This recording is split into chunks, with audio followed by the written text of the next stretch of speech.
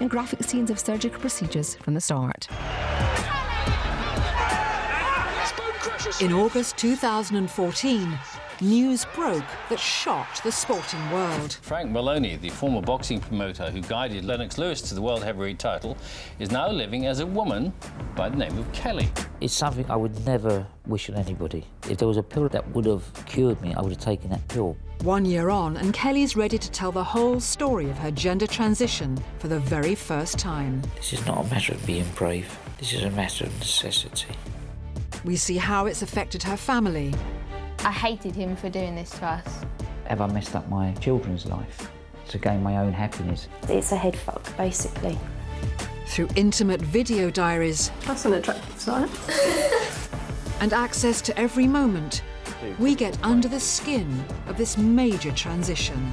Every day I begin to see Kelly emerging and Frank disappearing. From the facial surgery that nearly cost her her life. I never thought it would be like this. To the final gender reassignment operation that will complete her journey. I'm going to lose a certain part of my body. And when I look in that mirror, I will see the complete finished article. Only Dad can say whether or not it's been worth it.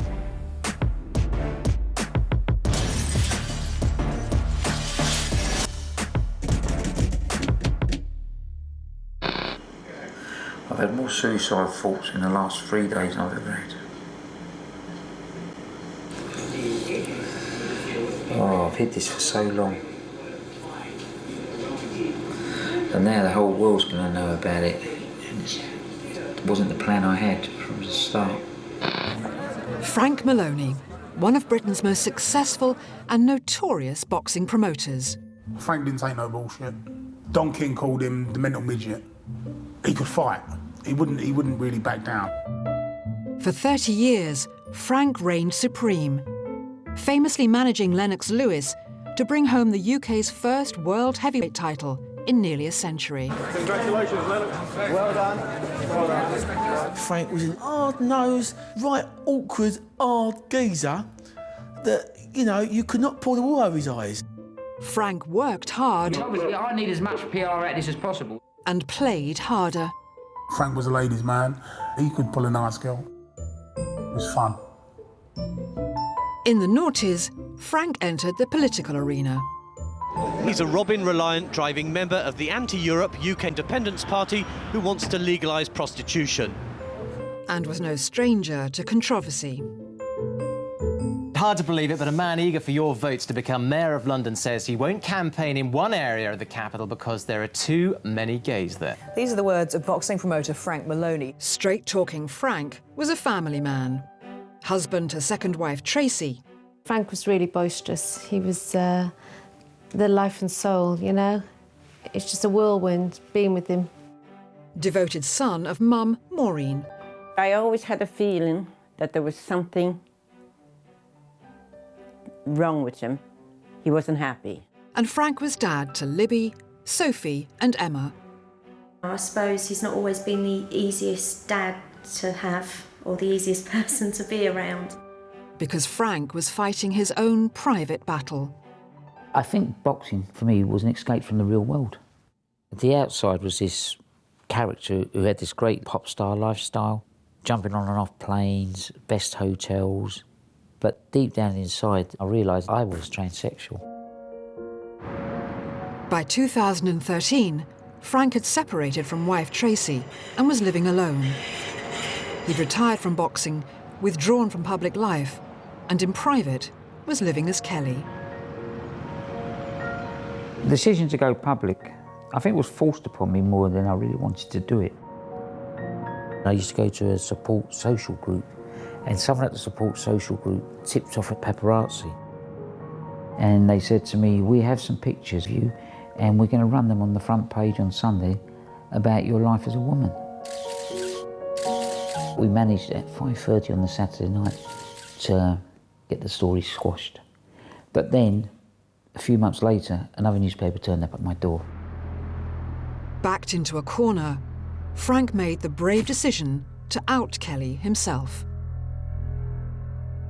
And I looked and I thought, no, this has got to be a joke. I had no idea. There wasn't nothing to say Frank was a little bit softy, feminine, bit over like that. Not at all. It was just an absolute shock. And we're talking about the boxing business here. The boxing business. It's a hard sport. What a strange day today's been. My story came out and the support has been unbelievable. For the first time in my life, I really feel contented. I feel that a whole weight's been lifted off my shoulders, and I can now live the life I've always wanted to live, the life I should have been born to live. Kelly starts from today, I suppose. Every newspaper was on the front page. Every news channel was talking about it. This appears to have been an incredibly courageous decision by Kelly. Today, Maloney's announcement was welcomed by the transgender community. I don't know how to describe it. It'd taken a life of its own. Kelly was big news, and within the week, she'd entered the celebrity Big Brother house. It's Kelly! Hello, hello! That's now, so I've got to call you Kelly. Yeah, if you want to get paid for your next fight.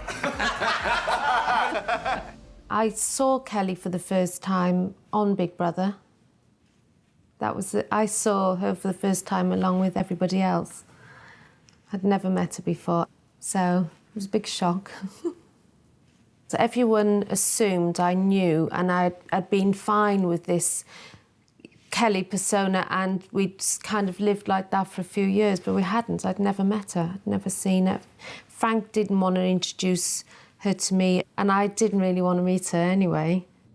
Now divorced, Frank and Tracy had been married for 17 years. And although Tracy had never met Kelly, she'd found out about the other woman in Frank's life in 2009.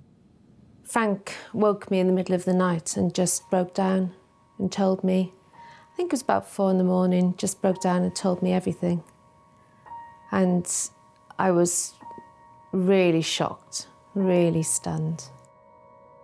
Frank's confession didn't just impact Tracy, but their 2 daughters, Sophie and Libby.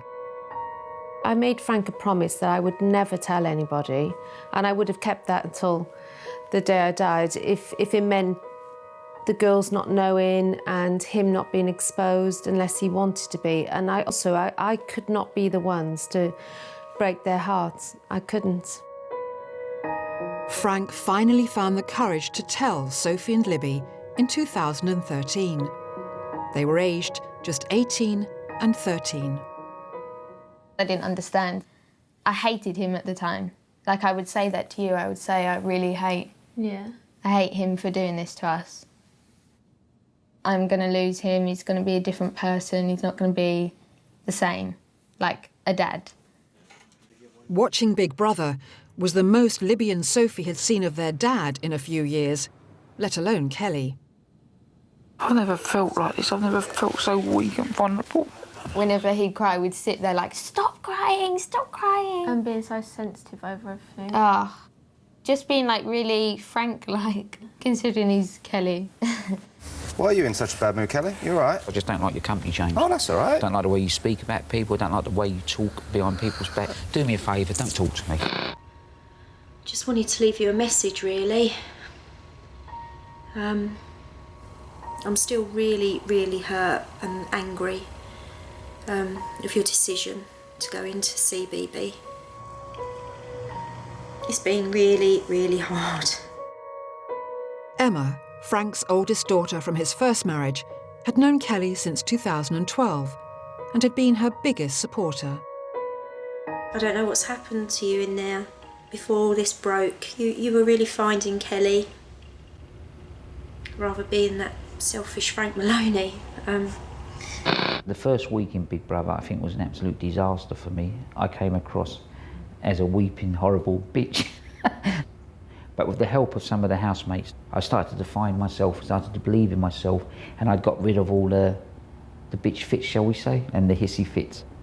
I think the response with the public made me feel a lot better. There was a lot of people like texting me like, oh, really proud of you, really proud of Kelly. So it kind of... Yeah, that made it easier. Yeah.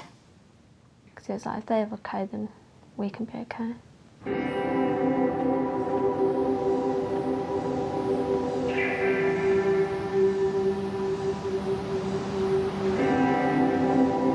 Public conception has been absolutely fantastic. I couldn't have asked for anything better. Even just popping to the shops or walking the dogs. Big Brother has made a real difference to my life. Yeah, it's one I'm always grateful for, because without them, I may have had a continuous battle with my children, especially Libby. I'm not going to hide myself away from my family anymore. I am going to move back to the flat I own in Bromley, so I'll be near my girls and I'll become part of their life again. I really wish I could put the clocks back a little bit, just so I could have started and been braver. Started my transition when I was a lot younger. Got to catch up on a lot of living.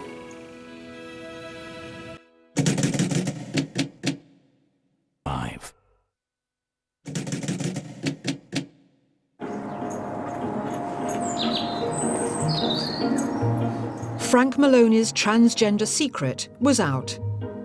The world now knew the truth about the former boxing promoter and his new identity, Kellie. To have the support of my family meant everything to me. I think it was my biggest fear. I could stand losing friends, which is hard. I could stand losing the public accepting me, because I could have just moved on and faded into obscurity. But to have my family not accept me, I think would have really been bad. Where have you been? Why are you filming me? Where have you been? Talk to us. Have you had your lips pumped? Have a look. Are they nice? Look. Don't ever come that close to me again. You had filler in them? No, I just had them coloured. Do you like them? You've had filler in them? I haven't. Yeah, you have. I swear I haven't. I've had them coloured. What is that bindi thing you've got on your head? You're supposed to be here to work and decorate, and all you do is playing with your cuds. And you're supposed to be helping me get ready. Oh, well, we better make a start. Look at this, Barney. Look at that. At the age of 61, with nothing more to hide, Kellie decided to go through with becoming a woman in every way. When I lived as Frank, I was quite vain as well. I didn't often pass mirrors without looking at myself. I think I'm a little bit worse as Kellie. Kellie's transition had already involved 2 permanent makeup sessions and 190 hours of electrolysis. I want it so that when someone touches my face like that, it's as smooth as a baby's bum. I don't want them to think, oh, that woman, she's a woman that's got a beard underneath her makeup. And she'd been undergoing hormone therapy for a year. I think all women like to be admired, and I suppose for me, not being born in the body I wanted to be born in, I'm probably trying harder than most women, but I don't want to go over the top because I don't want to be seen to be false. Really, I just want to blend in and just be accepted. One of the big fears we have in the transgender world is the fear of rejection. For many transsexuals, the first step in transitioning is facial feminization surgery, an umbrella term for reconstructive procedures which transform typically male features into more feminine ones. Back in 2013, while still living a double life, Frank had secretly had a nose job and a procedure to make his Adam's apple smaller. On the night before we went, Emma took some pictures of my face saying, I want to record these pictures because this will probably be the last time.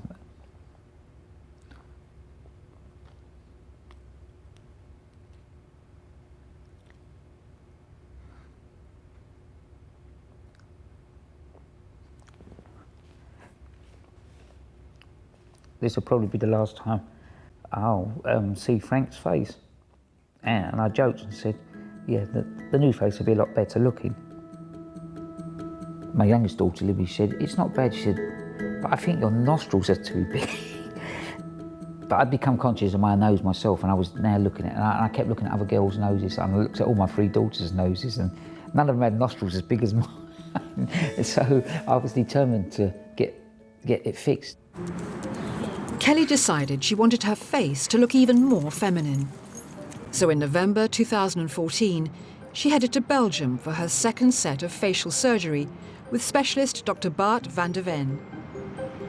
Using a computer simulation, Kellie could see exactly what results to expect.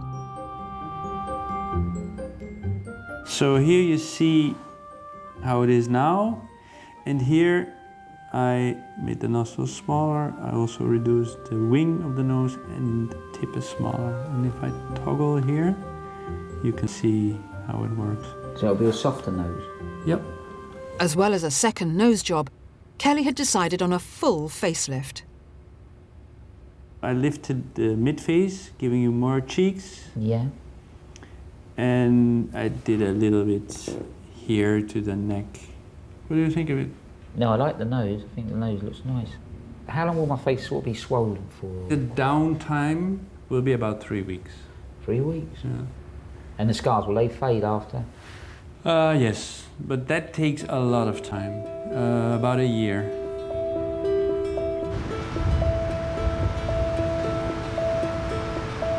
Everyone has told me they don't know why I'm having anything else done.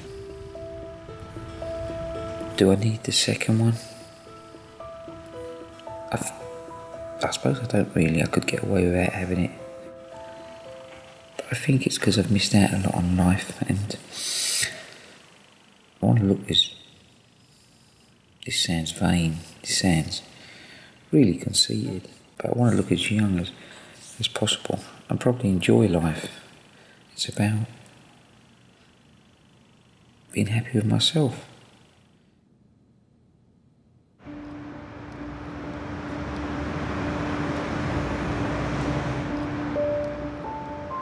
I'm a little bit apprehensive, but I'm looking forward to it. But yeah, like all operations, you worry a little bit.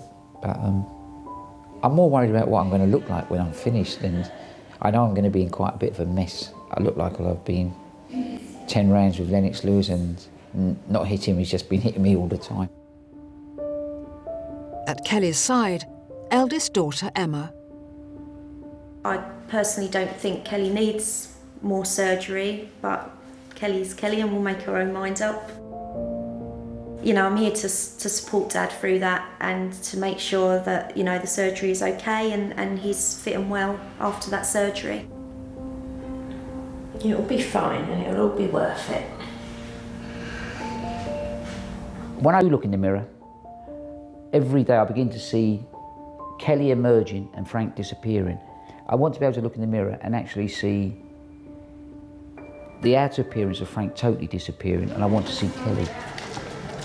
Kellie is ready for surgery. Come on in, Kellie. Hello. So we have a whole team waiting. Will I recognise myself when I look in the mirror?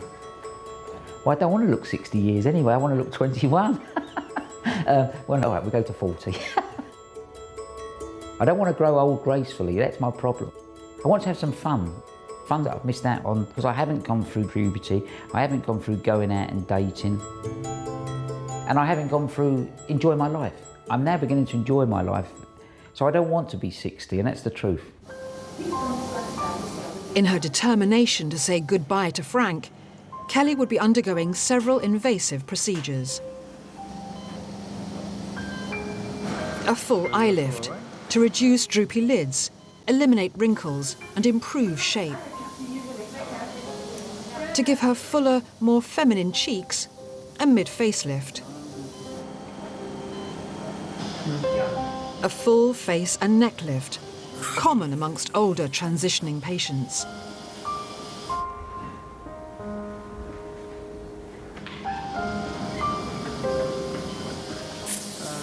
And finally, a second round of rhinoplasty to reduce her nostrils. After 6.5 hours, the operation was complete and Kellie was taken to recovery. How are you feeling? Absolute shit. Oh, I've never seen anything so ugly looking. I never thought it'd be like this. Oh, thinking I shouldn't have had it done. And I know one thing, I'm not having no more facial surgery done, no matter what they say. Oh, no more facial surgery. This is it now. I've got to wait for this to settle down. And I hope it does, because I look like this, God, I'll never be going out. I was expecting it to be bad, but not as bad as what I saw. It was just completely disfigured, you know, it wasn't recognisable as my dad. Good morning. Hello. How are you doing? Looking like shit. Yeah. Unexpectedly, overnight, Kellie had suffered internal bleeding, which had led to more swelling than was normal. But it's not so swollen that there's too much pressure on the skin. So I will leave it for now. But before you go home, in a week from now, then I'll open it up and suck the blood out. We went through this whole bag of medication. This is against the bruising. Yeah. Okay. An ointment, so you can apply it now too. And then they discharged Dad. Shall I see you on Friday? Yes. Yeah, absolutely. Okay. And then you'll feel much better already. Okay? Thank you. But within 6 hours, Kellie would be in Antwerp General Hospital in intensive care, fighting for her life.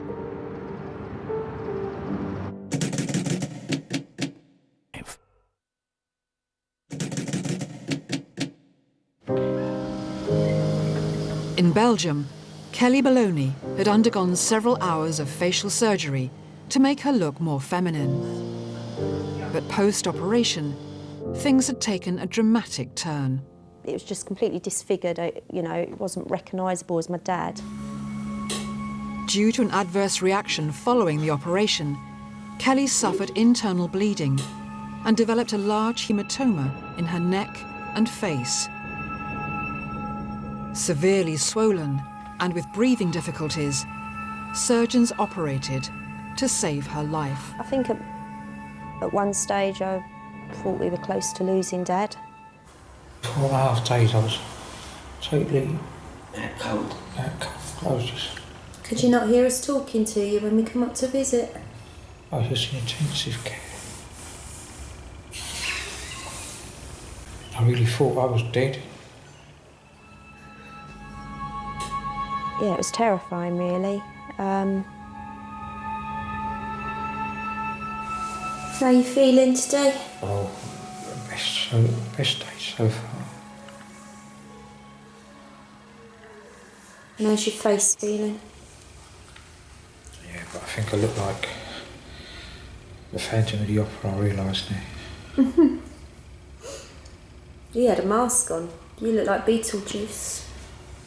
I think I went through every emotion possible, from being terrified to being very sad, to being relief. Yeah, and probably angry at some times that Dad had decided to do it and we were kind of having to go through it.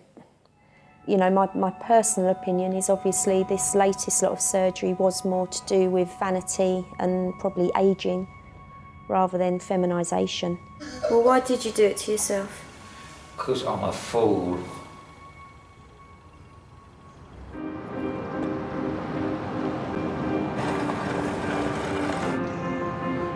When you come back, I'll have my new hair. You're gonna have it cut? I'll have it cut like yours. No! Kellie was back home in South London on the slow road to recovery. Do you look like twins? No, we don't look like twins. Mum's prettier. Oh, that's upset me. You've almost got the same nose now, though. And Mum's got a little bump on her nose, look. Oh! Yeah, but your nostrils are like hers. It was yours. You're the reason I had to go and have a second operation.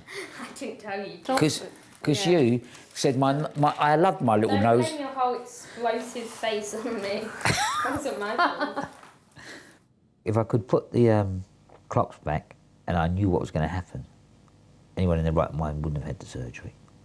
I should have been happy with the results of the first operation. Maybe a little bit of vanity was involved, or maybe a lot of vanity was involved. Maybe it's because I believe I'm starting my life all over again.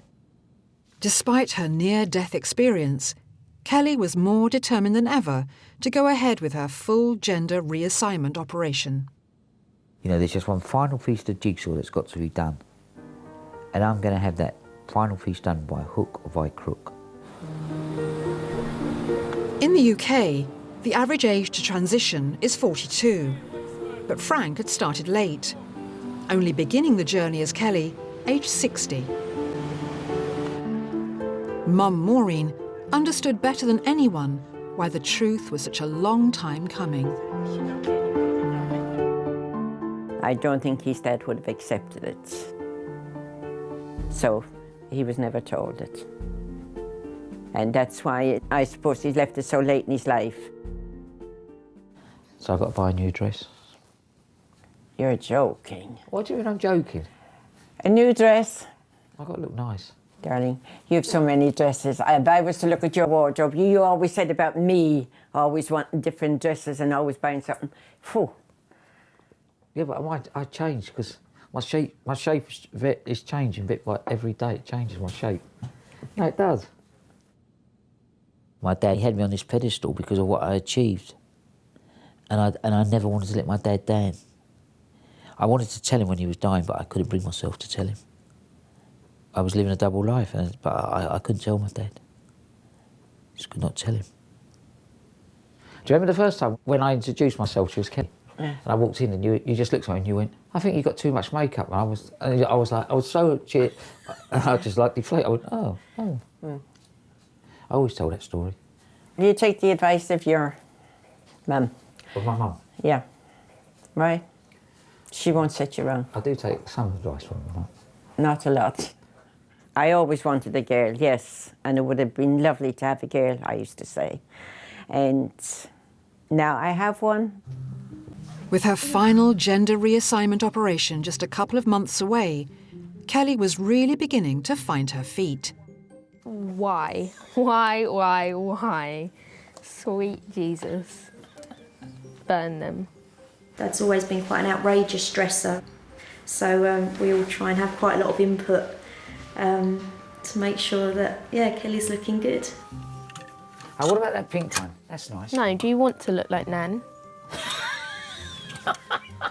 It's just funny when he asks stuff. It's kind of like, he's like, where's that dress from? And it's like, really, you want this? I don't think it'd work. He tries to be a bit too young for his age. A bit too young. Why have they got rips in them? Because I wanted to keep up with you. You think you're a teenager? We just have to be strict with him. Like, if he says he likes things and they're ridiculous, it's just a no. No. You just have to tell him straight. That's nice. Okay, I don't mind that. The rest of your clothes offend me. It's nice because he wants to just like learn off of us. Yeah, that kind of makes me feel better about it. 6 years ago, I never would have thought that Dad was asking me for nail colours or where to get his nails done, but... Libby and Sophie were learning to fully accept Kellie. But through all the tough times, she'd had a support group known as TG Pals to turn to, sharing everything from group therapy to makeup tutorials. It's all about enhancing, about contouring and about making the most of yourself. So when you go out, you can hold your head up high and that will give you the confidence to just stroll down the street and that's it. Do you know, it has been said that when you all transition, that you go through like a female adolescence, makeup, high heels, the whole kit and caboodle. Is that true? Yeah, a lot of people I know who transition and they look at their wardrobe, fine for nightclubs. Yeah. Nothing for the day. Nothing for the day. And then they wonder why they get stared at. You go through your 13-year-old girl stage. I've still got dresses that are way too short that I would never wear it now. But they sit in my wardrobe just as a sort of reminder of past events. What you went through. Yeah, and it's amazing. My cousin said, just look at other, women walking around and just wear leggings, big jumpers and that, and no one notices, you know what I mean? Age-appropriate clothing. Yeah, this is it. I think this is it. So you match in, if you start walking around with high heels and a miniskirt in Esther on a Friday afternoon, it does look a bit stupid. For those of you that are not sure, 2 colours are just fine on the eyes. You don't have to overload. You just got to remember that less is more. There are a lot of myths, aren't there, surrounding transgender people. One of the biggest myths, I think, is the fact that it's all sexually motivated, which, as all of you will, give testament to, that's actually not the case. Totally not sexual. No, it's about gender identity and not sexual orientation. it's I also think people need to realise that gender dysphoria is not a choice. No. I must admit, at the beginning, if there was a tablet that I could have taken to stop it, I would have done. But now, if someone come to me now and said, oh, here's a tablet, you can take it, I wouldn't do it, because this is my life, and this is me. I built a network of support around me, and I'm not going to let anyone, no matter how many transphobic people I meet, how many bigots I meet, how many people I come across, I'm not going to let them put me down, I'm not going to let them put me in a corner, I'm not going to let them label me. We are human beings and we have the right to live and be respected in society. And that's the message I'm hoping that I can get across to people. With the continued support of family and friends, Kellie was not only beginning to truly accept herself, but also make peace with her past. Right, hard to believe it, but a man eager for your votes to become Mayor of London says he won't campaign in one area of the capital because there are too many gays there. I was referring to the gay parade that was in London this year, when policemen in uniform were openly walking around holding hands. And I said that didn't give a good image to the younger people, and I don't think it does. 10 years on, Kellie was in the news again, for very different reasons. This lunchtime, an extraordinary speech. Kellie Maloney, once the boxing promoter Frank Maloney, urging UKIP, the self-styled People's Army, to embrace transsexuals like him. And she said sorry for disparaging remarks once made while UKIP candidate for London Mayor.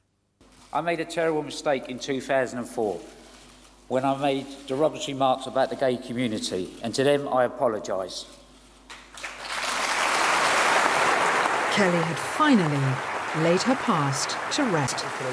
If I can educate 2 or 3 people to understand what a trans person goes through, I think I've done a fantastic job. But with just over 3 weeks to go until her final operation, the magnitude of what lay ahead was beginning to sink in. Lots of apprehension in my thoughts. Lots of worry, I suppose. Why am I worried? I think I'm worried because of what happened in Belgium. Am I questioning myself that it's the right thing I'm doing? I wish I didn't have to put my children through this. Demand 5.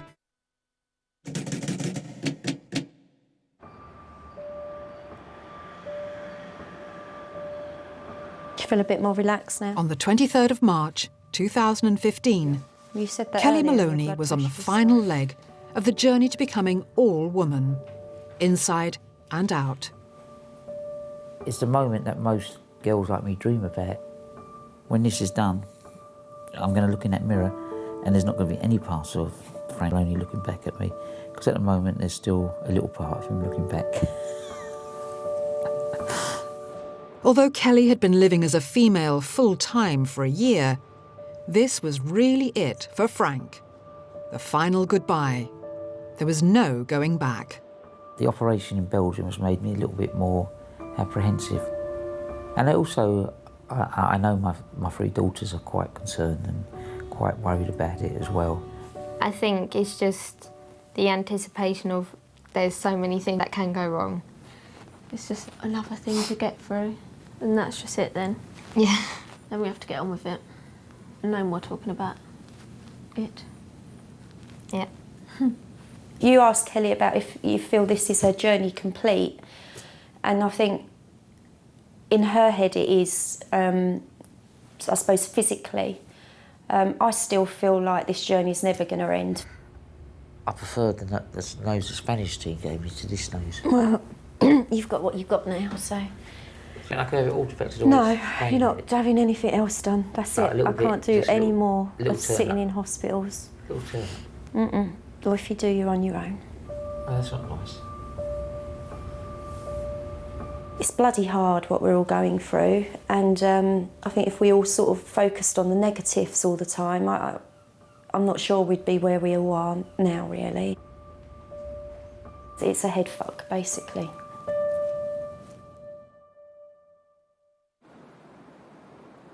The next morning, and the day that Kellie had been dreaming of for years had finally arrived. There's no going back, okay? And it is emotional, all right? It is, okay? It's gonna be fine. Just don't like seeing Dad like that, really. You try and stay strong, but I think as soon as the first tear's gone, that's it. It'll all be fine. Yeah. Right, I'll take you down to theatre. Okay. It's really weird because when Dad first told me about Kellie, I went to see a counsellor, and at the time they told me that I'd have to go through a grieving process. And I just sort of really poo-pooed it and couldn't get my head round that. Off we go. How can I grieve my dad when my dad's still in front of me?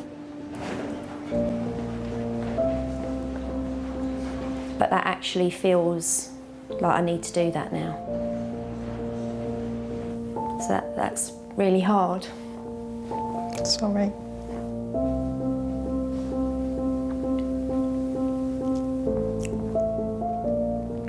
But I feel really selfish for feeling like that as well, because I know how much this means to Dad. I am excited, but there is sort of a certain nervousness and worry about it. It's a moment I've waited for a very long time. The first time when I can stand naked in front of a mirror, that's when I think the joy will hit me. Steve's going to give you a little bit of oxygen to breathe through that mask, okay? And I'm going to give the sleeping medicine through here. Is that all right? Yeah?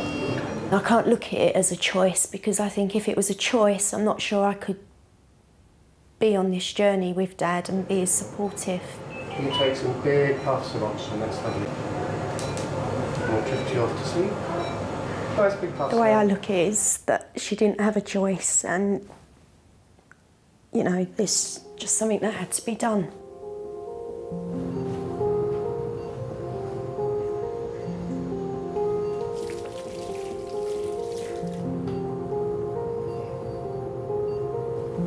Okay. For the last 2 years, Kellie had been using breast pads to shape her figure. But today, she was getting her very own C-cup breasts. I do question where we are a lot, actually. Then I do get quite upset when I hear Dad talking about how unhappy his life's been, or how something's always been missing. I hope he doesn't mean it personally, and you know, but you do kind of question my happy memories of growing up. You know, was all that fake or pretend? Good. I think that's fine, isn't it? Which is good. With Kellie's new breasts implanted successfully, The first part of the operation is to create a cavity in the pelvis between the bladder and the rectum, which is where the vagina is going to be. her gender reassignment was finally underway. Next step is to remove the 2 testicles. What goes on in Kellie's head, you know, I don't think anyone else can understand or even attempt to, really, even though we obviously try. The vagina lining is going to be made from the skin of the penis. So the next step is to harvest all the skin without damaging its blood supply. As well as the skin, a third of the head of the penis is retained, which will become the clitoris. The remaining penile tube is inverted and then inserted into the cavity to become the vagina. Looks good. Obviously, Kellie thinks this is a huge part of her jigsaw, and I've just got to believe that it could be the final part for her. I just want her to be content and happy. Good. Thanks, team. After 3.5 hours, with no complications, Kellie's gender reassignment was complete. You can come see.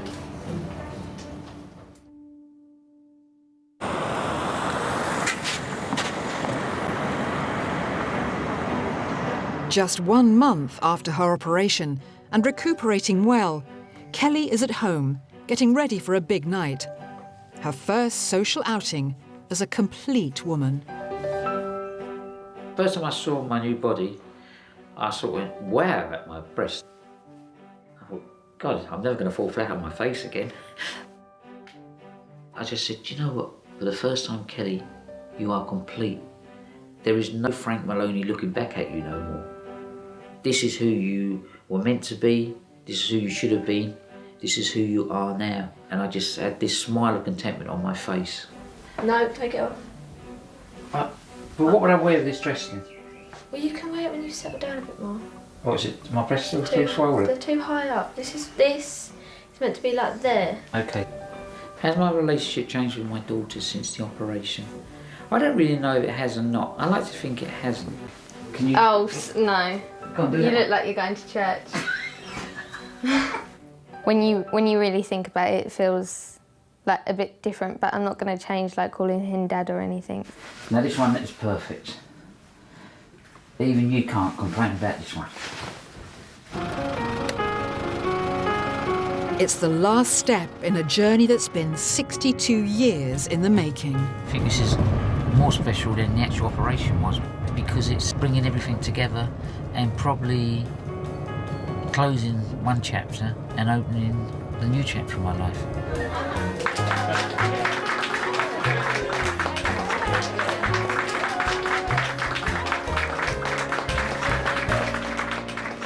I've always said that I felt since Dad shared, her secret with me, I've kind of put my life on hold and been there for Dad to support her through everything. Before the op, I kind of felt the tables were turning and we were getting back to a parent-child relationship. Selfishly, I just want to go back to my little family, happy life with my husband and my children, and having Kellie around, just not 24/7. What does the future hold for Kellie Maloney?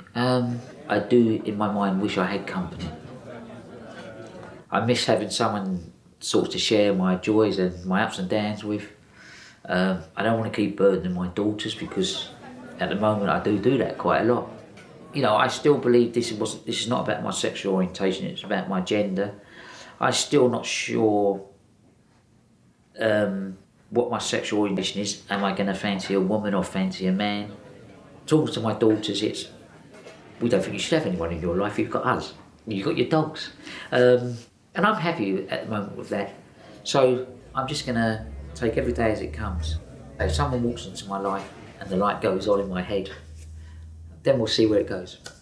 I'm quite nervous tonight. It's my first night out since my operation. And it's quite a big night. But the people here have been very supportive and caring of me on my journey. I thank you all for coming. I really hope you enjoy and get drunk. The majority of my life has been boxing. And I'd love to know that I can do it again as Kellie Maloney. So I have applied for my licences and they've been granted, and I'm going to go back and start working. Will I ever be as successful as Frank Maloney? That remains to be seen. I bet there's quite a majority who would love me to fail, but I have a message for them. I'm not going to fail. I'm living life as the person I want to be, as the person I believe I should have been born as. It's a contentment that I've not known in all my life. I am no longer having this inner battle with myself. Kellie Maloney's ready for the world. I don't know if the world's ready for Kellie Maloney. Yes, we are. Just 24 hours to go before we find out if it's Joel or Eileen that'll be packing their bag. Don't miss the live eviction tomorrow night from 9. Next tonight, Big Brother's been on the side and Rylan and his studio guests are chomping at the bit.